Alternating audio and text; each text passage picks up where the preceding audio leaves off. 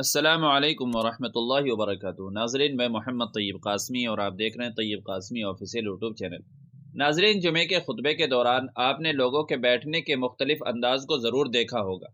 कुछ लोग तो खुतबे के दौरान जानुओं पर हाथ रख कर बैठते हैं और कुछ तशहुद में बैठने के अंदाज में हाथों को नीयत बांधने की तरह बांध कर बैठते हैं, और कुछ लोग पहले खुतबे में नीयत बांध के बैठते हैं और दूसरे खुतबे में तशहुद की हालत में जानुओं पर हाथ रख कर के बैठते हैं। तो नाजरीन, इनमें से कौन सा तरीक़ा इख्तियार करना चाहिए और शरीयत मुतहरा का हुक्म क्या है, उलमाए किराम और मुफ्तियान इज़ाम का इस सिलसिले में क्या फतवा है, आज इसी फतवे को देखते हैं।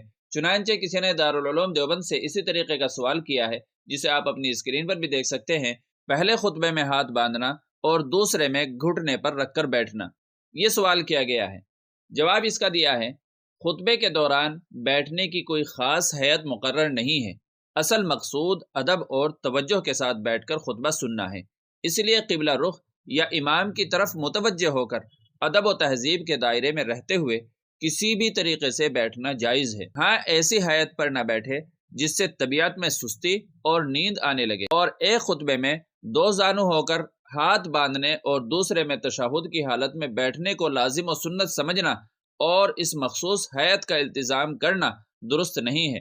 वल्लाहु ताला अलम। दारुल इफ्ता दारुल उलूम देवबंद। तो नाजरीन, आपने देख लिया, फतवे के अंदर कहा गया है कि खुतबे सुनने की कोई ख़ास हालत शरीयत ने मुकर्रर नहीं की है, बल्कि जिसको जिस तरीके से सहूलत हो इस तरीके से बैठ सकता है।